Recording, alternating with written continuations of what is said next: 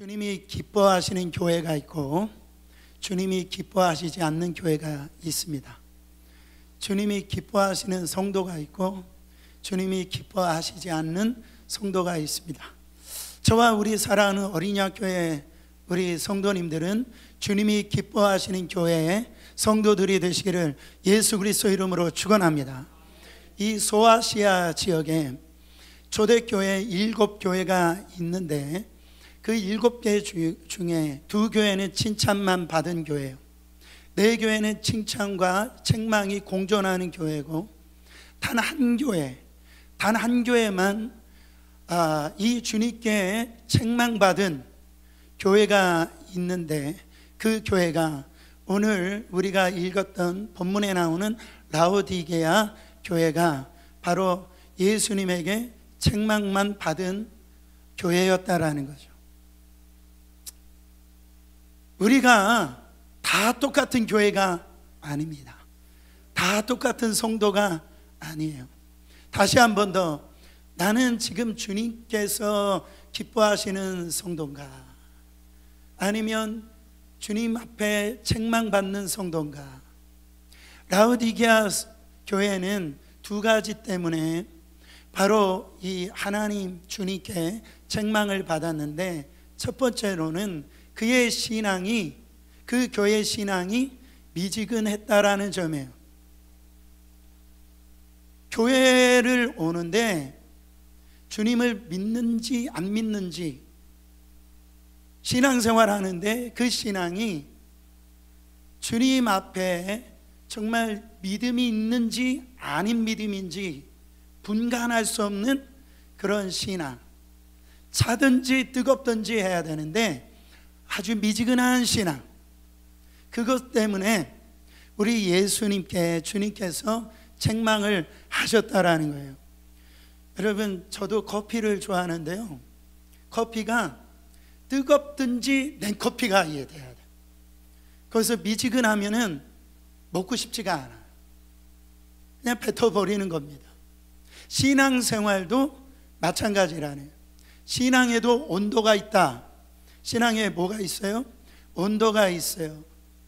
그래서 우리의 신앙생활에 있어서 열기, 온도가 높아야 될 줄 믿습니다.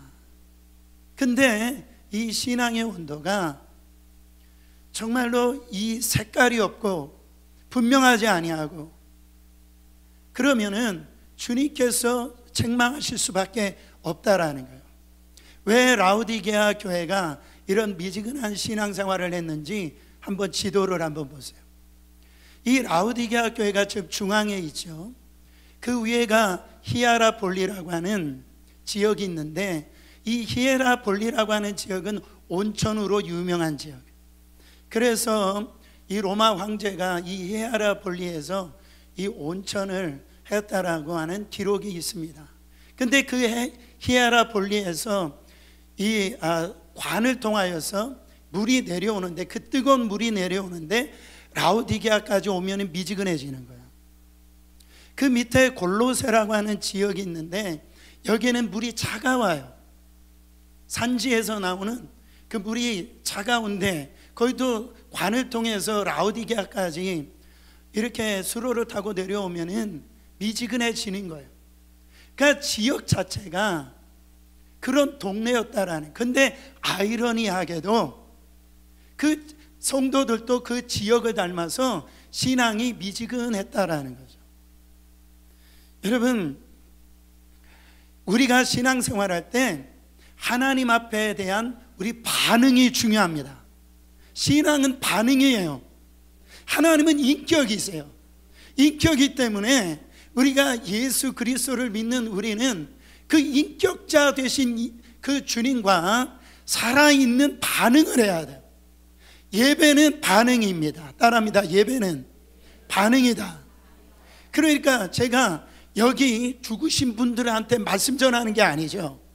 살아있는 분들한테 말씀을 증거하는 거예요. 그래서 주의 말씀이 떨어지면은 먹어야 돼요. 씹어야 돼요. 삼켜야 돼요. 아멘이 되어야 됩니다. 그 예배가 이런 영적인 교통함이 흘러야 된다라는 거예요. 근데 죽은 예배가 뭐냐? 바로 하나님은 살아계시는 하나님이신데 죽은 하나님처럼 예배 드리는 그런 태도, 그 반응이 죽은 예배라는 거예요. 이 라오디게아 교회는 신앙이 뜨겁지도 않고 차갑지도 않고 무감각하고 무반응하고 뭔가 생동감이 없고 이 맹탕인 상태가 이 교회였다라는 거예요. 주님은요, 이 충격적인 말씀을 하세요. 이 라오디게아 교회에게 충격적인 말씀을 하세요. 15절 16절 다시 한 번 더 봉독해 보세요. 내가 내 행위를 아노니 네가 차지도 아니하고 뜨겁지도 아니하도다. 네가 차든지 뜨겁든지 하기를 원하노라. 내가 이같이 미지근하여 뜨겁지도 아니하고 차지도 아니하니 내 입에서 너를 토하여 버리리라. 주님은 우리를 다 하신답니다. 우리가 어떻게 예배드리는지, 어떻게 신앙생활하는지 내 행위를 다 한다라는 거예요. 그때 차든지 뜨겁든지, 이 말은 차가운 신앙생활을 하라는 게 아닙니다. 온도가 있는 신앙생활을 하라는 거예요. 그게 주님의 원함이라니, 그게 주님의 뜻이라는 거죠. 만약에 그렇지 아니하면 내 입에서 너를 토하여 내리라. 무서운 말씀이죠. 여러분, 우리가 신앙생활할 때에 이런 신앙생활은 무서운 겁니다. 그렇잖아요. 아담과 하와처럼 에덴 동산에서 추방당하면 안 되잖아요. 에서처럼 그 영적 장자권을 빼앗기면 안 되잖아요. 여러분, 삼손같이 하나님 앞에 능력을 받고 머리카락을 잘라버리고 그 능력을 잃어버리면 안 되잖아요. 다윗은요, 죄악을 짓고선 주여 내게 성신이 떠나가지 않게 하소서, 그 영이 떠나가는 그런 삶을 살면 안 되지 않습니까? 이 초대교회 이 7교회에서 주님이 가장 심각하게 말씀하신 건 뭡니까? 그런 소리를 우리 성도들이 들으면 안 되고 우리 교회가 절대 들어서는 안 됩니다. 그게 뭡니까? 촛대를 옮겨버리리라. 아무리 교회가 크고요, 신앙생활 오래 한다 할지라도, 거기서 예배를 드린다 할지라도 하나님의 임재가 없다라는 거예요. 아무리 우리가 수고하고 애를 쓴다 하더라도 주님이 받지 아니하는 수고와 헌신이라는 거예요. 그 촛대로 옮겨버리겠다라. 이 말씀이 오늘 토하여 내버리리라. 제발 좀 반응하라는 거죠.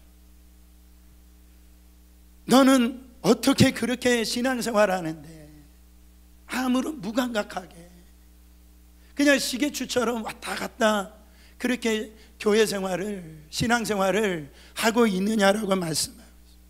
이 말씀은 뭡니까? 라오디게아 교회는 기록으로도 봐도 원래 뜨거운 교회였어요. 원래 열정적인 교회였어요. 찬송이 살아있는 교회였어요. 반응하는 교회였어요. 찬송할 때 기쁨으로 주님 앞에 찬양을 하고, 여러분 말씀 들을 때 그 말씀에 막 흥분하고 그 말씀에 아멘하고, 어떻게 감당할 수 없는 그런 이런 어려움이 있다 한다 할지라도 그런 이 믿음으로 살아갔던 교회가 바로 라오디게아 교회였다라는 거. 처음부터 책망받은 교회가 아니었음을 우리가 알 수 있어요. 정말 주님을 사랑했던 교회예요. 근데요, 오늘 이 성경에 이 놀라운 교회가, 하나님이 역사했던 교회가, 살아있던 교회가 그 교인들을 향하여 책망하고 있는 겁니다. 어떻게 해서 너희들 너 믿음 잃어버렸냐라는 거예요. 어떻게 해서 그 이 예배의 열정을 잃어버렸냐라는 거예요. 말씀을 들으면서도 감격, 또 주님 앞에 기도하는데 그런 이 식어버린 기도, 그게 도대체 어디가 버렸냐라는 거죠. 그런 놀라운 감격을 다 잃어버리고 신앙생활이 이 습관적으로, 종교적으로, 형식적으로 그렇게 돼버렸다라는 거죠. 찬송을 아무리 불러도요, 나하고는 상관이 없어요. 말씀을 들어도 저 사람에게는 그게 영향력이 끼치는지 모르지만 나에게는 이 반응이, 그 말씀이 꼭 딱딱한 그 길가에 떨어져 있는 이런 말씀처럼 그렇게 나하고는 전혀 그게 영향이 없는 거예요. 아멘이 없고 아무런 역사가 일어나지 않는 거죠. 왜 처음 은혜 받은 사람처럼 천부여 의지 없어서 손 들고 옵니다. 주 나를 버리시면 내가 어디로 갑니까? 그래서 그 가지고 있는 죄를 정말 주님 앞에 눈물 콧물 뿌리면서 기도하고 예배 드림이 기쁨이 되어지고 교회 나오는 발걸음이 즐거워지고 할렐루야.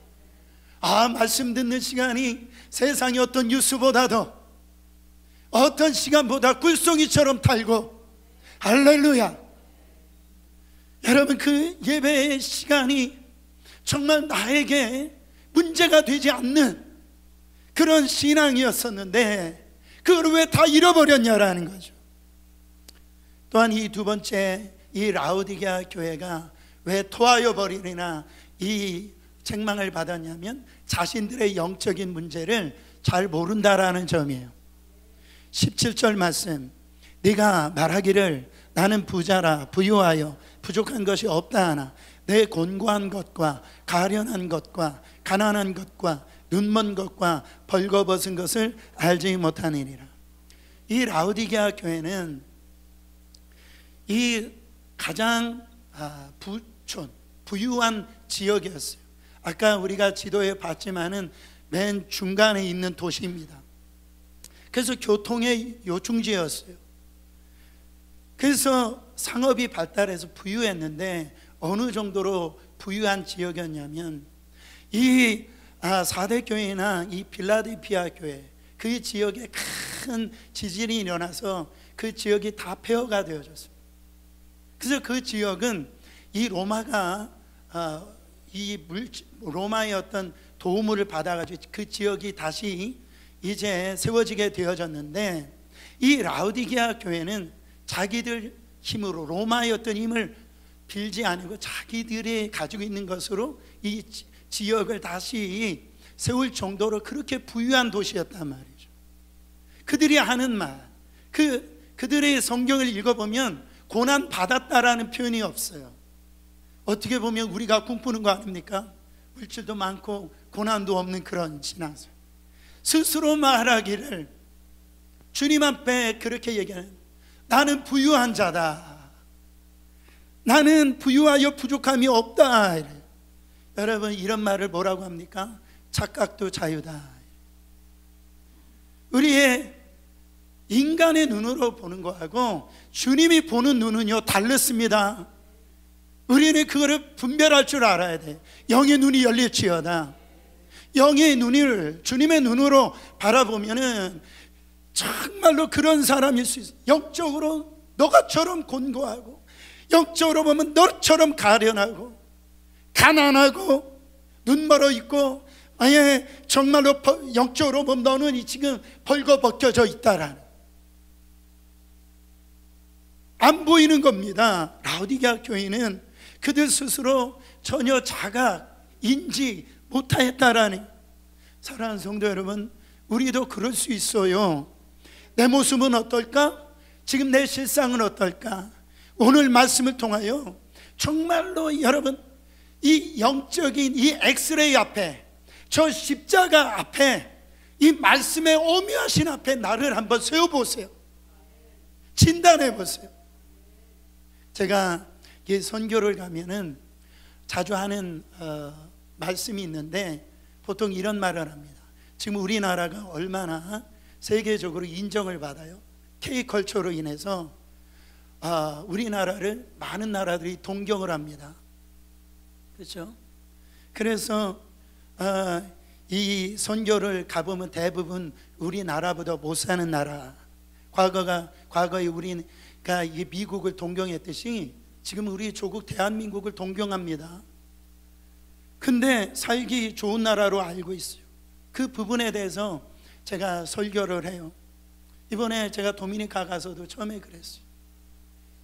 우리나라 한국은 원래 지도에서 찾아보기도 힘든 그런 아주 작은 나라고, 거기에는 기름 한 방울 나오지 않냐는 그 자원이 없는 나라다.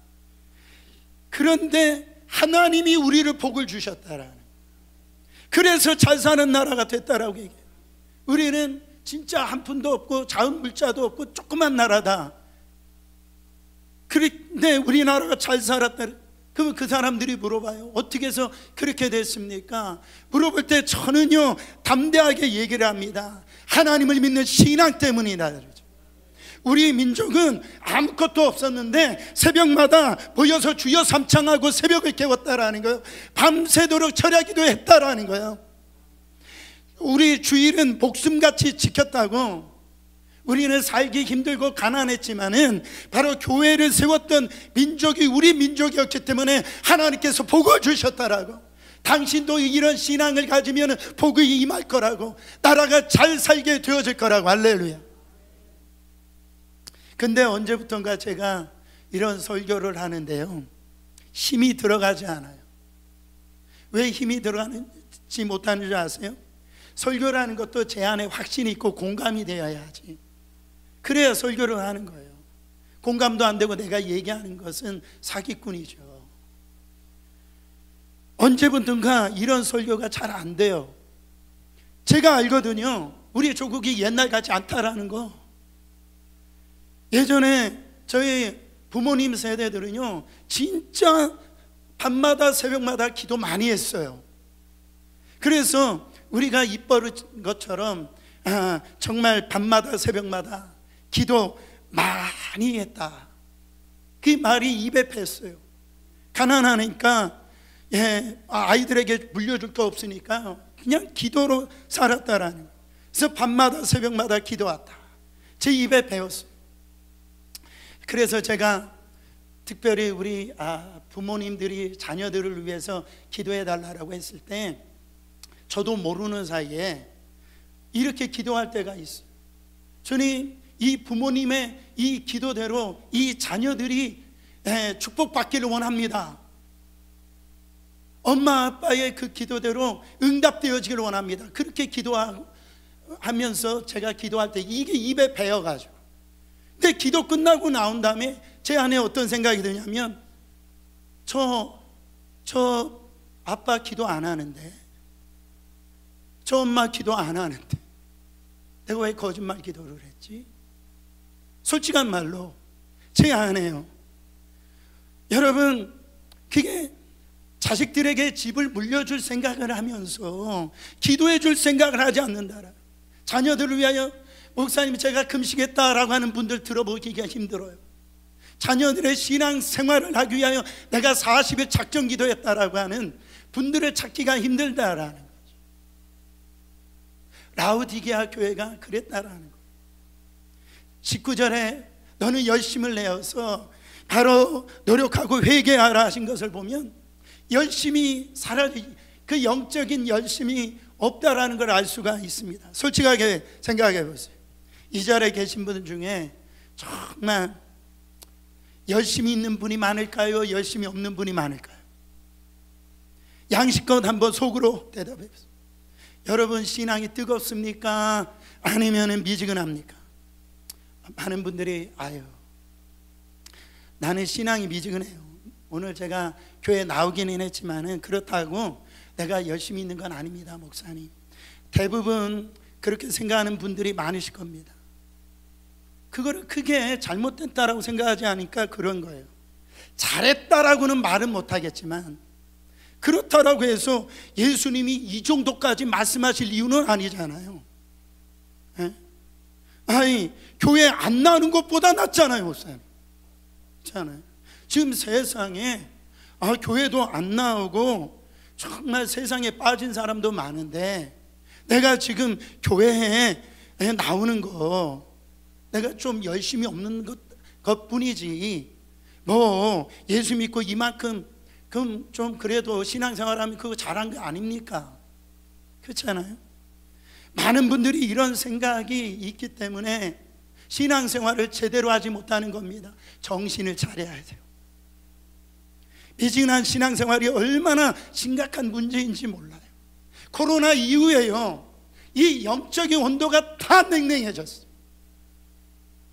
내가 왜 주님을 믿는지 그 부분에 대해 있어서 다 무감각해졌어요. 그냥 어떻게 주일 예배 한번 드리는 것으로 만족하는 그 신앙으로 바뀌어졌단 말이에요. 미국에 제가 다녔던 훌러신학교에 이 유명한 메카브란 교수님이 있는데요, 그분이 이렇게 말씀하셨대요. 교회 안에서 깨어서 활발하게 일하는 교회인이 10%랍니다. 살짝 자고 있는 사람이 80%래요. 푹 자고 있는 교인이 10%랍니다. 이분이 하시는 말씀이 목회가 뭡니까 하시면서 깨어있는 이 10%는 이 깨어있는 20% 움직이는 교인들과 활기차게 일해야 하고, 이 살짝 잠들어 있는 이 80%를 깨워야 됩니다. 근데 이분이 조금 농담적으로 하시는 말씀인지 모르지만은 그 10% 아예 자고 있는 사람 깨우지 말라라는, 깨우면 신경질 맞는다라는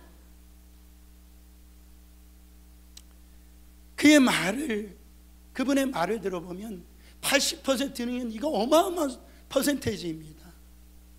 그렇잖아요. 여러분 10년째 20년째 내가 믿고 싶은 예수만 지금 믿고 있는 거예요. 강단에서 회개 얘기가 나와도 회개할 생각이 안 드는 거예요. 복음 설교를 듣고도 내 안에 부딪힘이 없는 겁니다. 그래서 오늘 눈물이 말랐으면 회개하라는 거예요. 언제부터 눈물이 말랐냐는 거예요. 언제부터 예배가 그렇게 습관화 되었냐라는 거예요. 언제부터 형식적으로 되었느냐, 그 시점이 있다라는 거예요. 그 시점, 그 자리로 다시 돌아가가지고 그 자리에서 회개하라는, 이게 하나님의 말씀입니다. 여러분, 만약에 형통함이 나를 망하게 한다면 그 형통함이 축복이 아닙니다. 고생하더라도 하나님께 칭찬받는 게 낫고 인정받는 게 낫고 십자가 지는 것이 축복이지. 할렐루야. 형통했다고 십자가 버리고 예배를 등한시 여기고 기도를 식어버리고, 여러분 형통보다 불통이 낫단 말이에요. 누가복음 22장 31절에 예수님께서 영안이 열리셔가지고 이 베드로를 보고 이렇게 말씀하십니다. 시몬아 시몬아, 보라 사탄이 너희를 밀가부로 하려고 요구하였으나 그러나 내가 너를 위하여 내 믿음이 떨어지지 않기를 기도하였노니 너는 돌이킨 후에 내 형제를 굳게 하라. 목사님, 저 지금 믿음 떨어지고 있어요. 믿음이 떨어진대요. 여러분, 올라가야 됩니다. 올라가야 돼요. 믿음이 떨어지는 거 여러 가지 이유가 있다라고 얘기할 수 있어요. 근데 그 속에 역사하는 사단이 밀가부로 타고 있는 거예요. 밀가부로. 못 떨어지게 하려고? 믿음 떨어지게 하고. 그래서 예수님이 지금 우리 한 사람 한 사람들의 이 신앙의 믿음 떨어지지 않기 위해서 주무시지도 않고 졸지도 아니하시고 우리를 위하여 지금 기도하고 계신다. 더 빨리 돌이키라고, 빨리 제자리로 돌아오라고, 빨리 정신 차리라고. 누구 때문이 아니다라는 거예요. 환경 때문이 아니다라는, 코로나 때문이 아니다라는 거, 너의 믿음 때문이라는 거예요. 너 때문이라는 거예요. 너가 문제가 있다라는 거예요. 자꾸 핑계대지 말라라는 거예요. 이것저것 그런 얘기하지 말라라는 거예요. 하나님은 여러분 안에 하나님이 있어요. 세월이 바뀌고 환경이 바뀌고 그분은 하나님이 있어요. 갈수록 세상은 적당주의로 만연합니다. 교회 안에서도 편리주의가 들어와서 성도들을 잠자게 만들어요. 여러분, 과거에는 이런 의자도 없었어요. 여기다가 저런 걸 방석을 깔아놓고 예배를 드렸어요. 그때는 신경통 환자가 없었을까요? 그때 류마티스 환자가 없었을까요? 그런데도요, 밤새워 예배 드렸어요. 아세요? 원망 불평 없었어요. 제가 어느 교회 가니까 의자가 너무 편해가지고 그냥 주님을 만나, 너무 편해, 입신해가지고 거기서 편안하게. 이 정도 됐으면 우리는 할 말 없는 겁니다. 아니, 뉴욕, 미국에서 신앙생활 하는데 그렇지 않아요. 거기에서 무슨 핑계댈 게 뭐가 있어요? 그렇지 않아요? 아무리 생각해봐도 수만 번 생각을 하더라도 우리가 하나님 앞에 어떻게 신앙생활을 해야 되는 거죠. 히브리서 12장 4절부터 6절에 거기 4절에 보면 너희가 죄와 싸우되 아직 피 흘리기까지는 대항치 아니하고 적당하게 신앙생활하고 있다라는 거죠. 승부를 걸지 않는 거예요. 예배 승부를 걸지 않는 거예요. 조금만 피곤하면 교회 안 나와요. 뭐 이리저리 생각하는 거죠. 에스겔서 47장에 보면 그 에스겔이 성전 문지방에서 흘러나오는 그 환상을 보게 되어집니다. 그때 이 성전에서 흘러나오는 이 불이 이제 모여가지고 이제 시내가 되어지고 이제 바다로 들어가죠. 그래가지고요, 그 강이 흐르는 곳마다 좌우에 모든 나무들이 살아나고, 할렐루야, 그 강에 모든 고기들이 생동감이 넘치고 어부들이 풍부하게 그것으로 인하여서 행복함을 갖다가 그려내고 있어. 그런데 에스겔서 47장 11절에 보면 다 소생케 되어지는데 소생케 되어지지 않은 부분이 있는데 그 진펄과 갯벌은 소송되지 못하고 소금 땅이 될 것이며, 이게 뭡니까? 진펄과 갯벌이 뭐예요? 습지나 늪을 이야기하는 거예요. 갯벌은 물에 있으나 이게 충만하지는 못하니까 그 진흙과 뒤엉겨져 있는 그런 상태, 어정쩡한 상태를 말하는 거죠. 그러니까 물은 성경에서 성령님을 의미합니다. 그 성령의 은혜를 상징하는데, 성도가 은혜 받는 것도 아니고 그렇다라고 해서 은혜 안 받는 것도 아니고 어정쩡한 상태, 진펄, 갯벌, 그런 상태. 그 미지근한 상태에서는 전혀 살릴 수가 없는 거예요. 냄새가 나는 거예요. 냄새가. 진펄과 갯벌을 살릴 수 있는 길은 뭡니까? 성령의 물이 갖다 들어가야 돼요. 그 생수가 차고 넘쳐야 됩니다. 내가 지금 미지근한 상태에 있다고 한다면 이 성령의 이 물이 내 속에 지금 다시 한 번 더 채워져야 된다는 거죠. 실상이 죽은 자들에게 필요한 것은 에스겔 골짜기에 성령의 바람, 성령의 생기였다라는 거예요. 지금 교회 안에 하나님에 대하여 죽은 자들이 많이 있습니다. 미지근함을 버리지 못하고 명목상 그리스도인들로 그렇게 살아가고 있는 거예요. 이 명목상 그리스도인들은 하나님 나라 유업과 전혀 상관이 없어요. 명목상 그리스도인들이 제자가 될지어다, 교인이 성도가 되어질지어다, 여러분 예수님에게 한번 푹 빠져보세요. 축구선수 중에 받길 원하는 상 중에 이 푸스카스 상이라는 게 있어요. 그 유명한 그 축구선수 이 푸스카스를 기려서 만든 상인데요, 이 사람이 뭐라고 얘기를 하냐면, 내가 공을 차고 있지 않을 때는 그때는 언제냐면 축구에 대해서 이야기하고 있을 때다. 내가 축구에 대해서 이야기하고 있지 않을 때는 축구에 대해서 생각하고 있을 때다. 나는 축구 외에는 아무것도 한 일이 없고 생각한 일도 없습니다. 축구할 때가 가장 행복합니다. 이것을 가리켜 푹 빠졌다라는 것이고, 이것을 가리켜 예수님에게 미쳤다. 여러분, 예수님에게 푹 빠지시를 축원합니다. 크리스찬이라고 하는 말이 그리스도께 속한 사람, 크리스찬이란 말이 그리스도를 따르는 사람, 쉬운 말로 하면 그리스도에게 미친 사람, 그리스도에게 푹 빠진 사람. 여러분, 사도 바울은 빌립보서 3장에 내가 그리스도 예수께 붙잡혔다, 잡혔다, 포로됐다, 이런 표현이죠. 여러분 한번 생각해 보세요.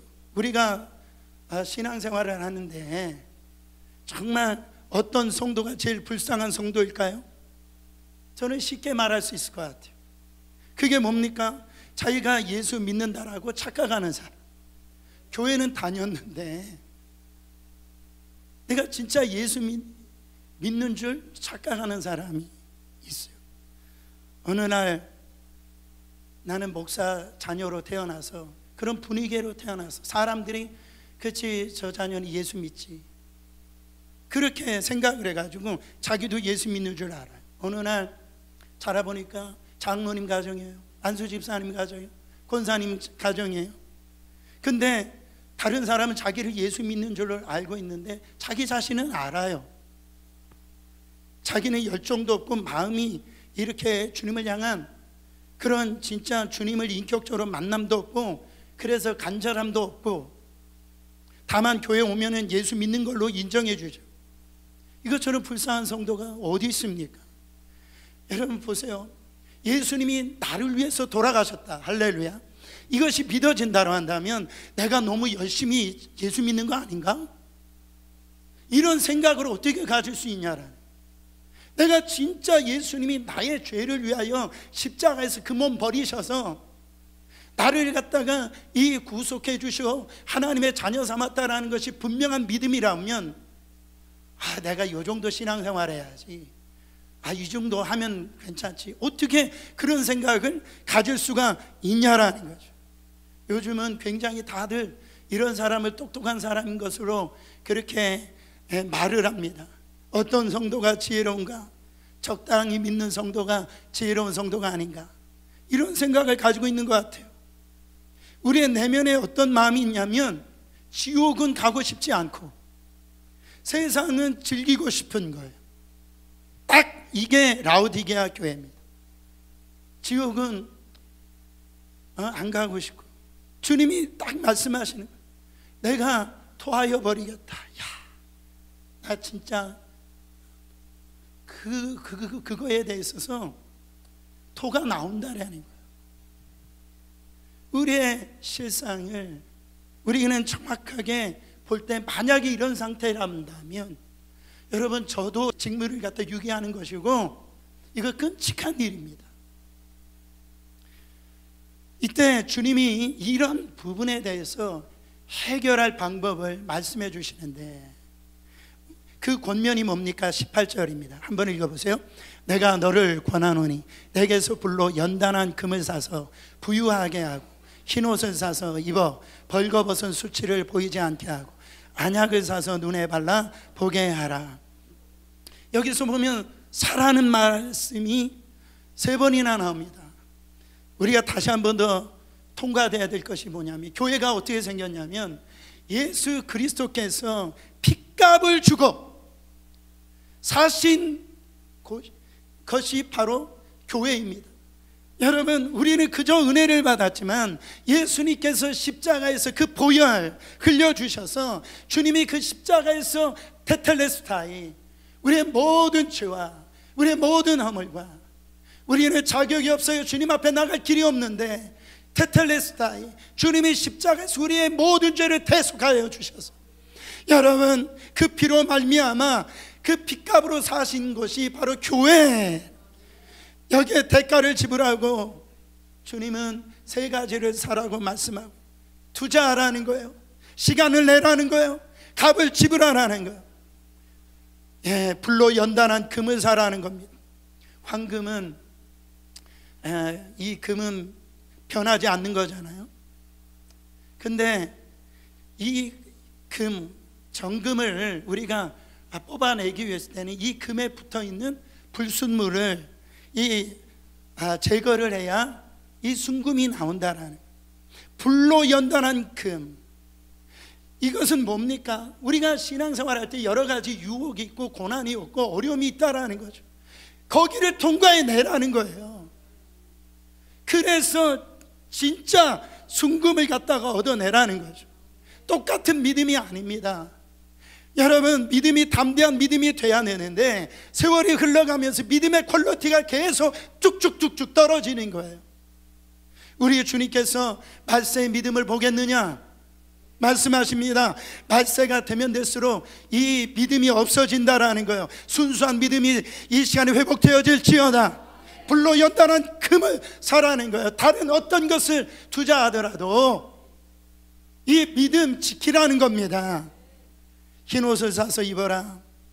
여러분, 세마포 흰옷은 예복입니다.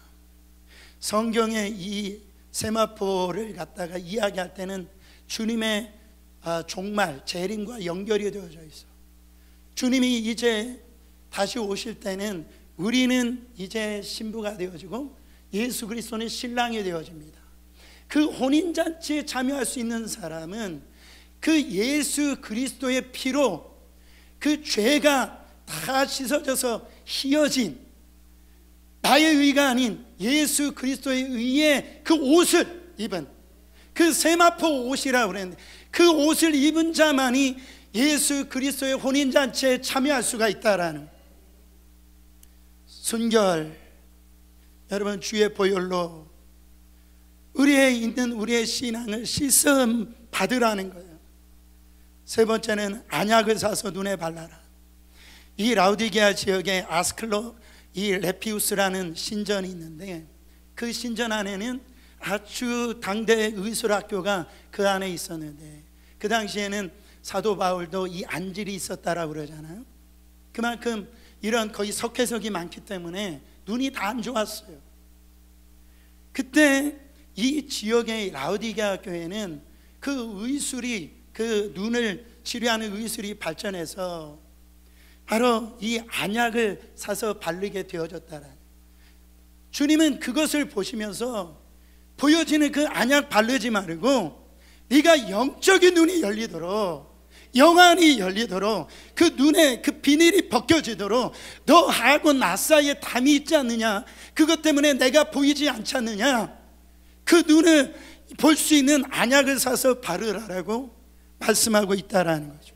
여러분, 우리가 신앙생활 하면서 1년이 되고 10년이 되어지고 또 내가 직분을 받고 그러면서요 하나님을 믿는다라고 할 때 어느 순간에 하나님과 나 사이에 이 간격이 보여지고 또 이런 관계적인 부분에서 오감이 살아나야 되는데 이렇게 무뎌지는, 여러분 정말로 눈이 열어 보여지고 귀가 열려 성령이 교회들에게 하시는 말씀을 들을지어다 우리 오장육부 우리가 영적인 감각이 다 살아나서 하나님을 느끼고 하나님과 소통하고 잠자는 내 영혼을 깨워 반응하는 그런 신앙을 가지셔서 여러분 무기력한 신앙에서 이제 깨어나시기를 예수 그리스도 이름으로 축원합니다.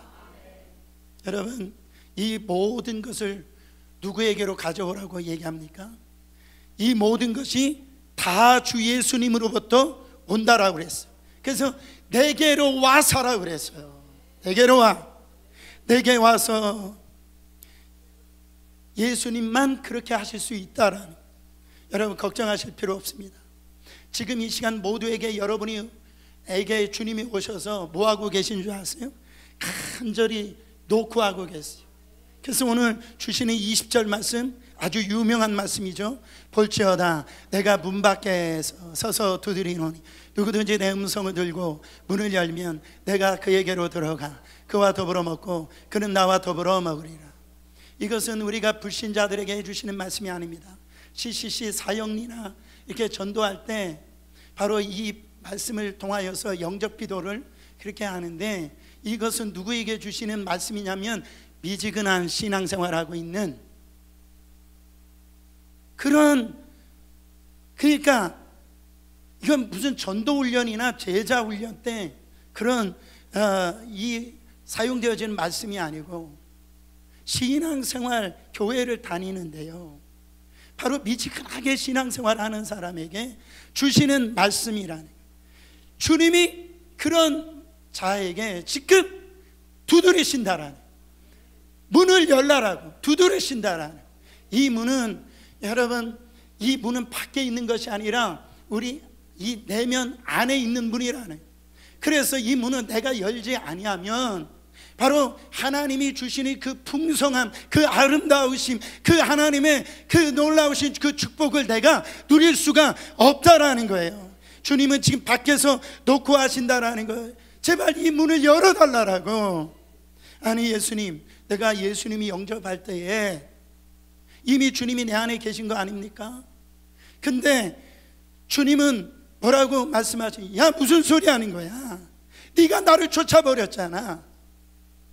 너는 나를 주라고 말은 하는데 너의 삶의 주인이 너로 살아가고 있잖아. 처음에는 과거에 어느 시점에 예수님을 보셨겠죠. 예수 믿는 게 이런 것이구나. 근데 살다 보니까, 시간이 지나다 보니까 잘 살게 되어지고 좀 뭔가 내 뜻대로 되어지다 보니까 더 이상 예수님이 필요 없는 거예요. 불편한 거예요. 그래서 그런 그들에게 주님이 지금 요청하시는 거예요. 마음의 문을 열어라. 나와 교제하라는 거예요. 요한복음 15장에 그 영적인 하나됨을 요구하시는 거예요. 네가 내 안에 붙어 있어야 네가 많은 열매를 맺는다라는 거예요. 주님이 내 안에 들어오시고 내가 주님 안에 들어가야, 이 신비로운 영적인 화합을 주님이 지금 원하고 계시는 거예요. 그때 내가 내게 들어가서 너희들과 교제하고 너를 뜨겁게 만들고 너를 열정스럽게 만들고 펄펄 끓는 신앙으로 내가 만들어줄게. 주님이 빠진 신앙은 신앙이 아닙니다. 주님이 우리의 믿음의 핵심이에요. 주님의 은혜를 모르면 불도 붙지 않는 거예요. 주님과 교제하지 아니하면 열정도 없어지는 겁니다. 신앙생활 한다면서 주님이 빠진 신앙생활 하기에 주님이 지금 책망하고 있다라는 거죠. 사랑하는 성도 여러분, 주님은 지금 애타게 우리를 향하여서 문을 두드리고 있어요. 나 너하고 교제하고 싶다. 내가 들어가서 내가 너에게 능력 있는 사람이 되게 하고 정말 살아있는 신앙생활을 하게 하고 정말 진짜 살아야 될 목적이 뭔지를 알게 하여 주시기를 원한다. 이제는 너의 마음의 빗장을 풀어헤치고 너의 삶에도 나를 주님으로 모시라, 교제하며 살겠다라는 것, 이 요청에 응답하시기를 예수 그리스도의 이름으로 축원합니다. 결론적으로 제가 이 말씀을 읽으면서 깨달은 건 뭐냐면 7개를 보지 않습니까? 앞으로 그 교회를 묵상해 보기를 원하는데 칭찬받은 교회는 2개예요. 칭찬받고 책망받은 교회가 4개예요. 욕만 먹은 교회가 이 라오디게아 한 교회인데, 흥미로운 것은 칭찬받은 교회도 2개 다 받은 교회도 욕만 먹은 교회도 주님이 다 교회라고 불러주셨다라. 우리가 볼 땐 교회 같지 않거든요. 근데 주님은 어떤 망설임 없이 교회라고 불러주셨어요. 저는 여기에서 희망을 갖습니다. 저는 여기서 목회할 힘을 얻어요. 우리를 보면 정말 성도답게 살려는 분들이 계세요. 그러나 여전히 한 발은 교회, 한 발은 세상에 두는 그 미지근한 신앙생활 하는 분도 있어요. 그러나 우리 주님은 우리 모두 그런 사람도 교회로 불러주시고 신앙이 좋은 사람도 교회로 불러주셨다라는 거예요. 우리가 할 일은 뭡니까? 예수 그리스도를 다시 초청하는 거예요. 내 삶에 초청하는 거예요. 주님과 교제함으로 내가 들어가는 거예요. 사랑하는 성도 여러분, 내 믿음이 어디에서 떨어졌는가 생각하고 다시 한 번 더 열심히 내라는 거예요. 회개하라는 거예요. 주여 저에게 기도에 불 붙게 하여 주시옵소서. 저의 예배에 불이 붙게 하여 주시옵소서.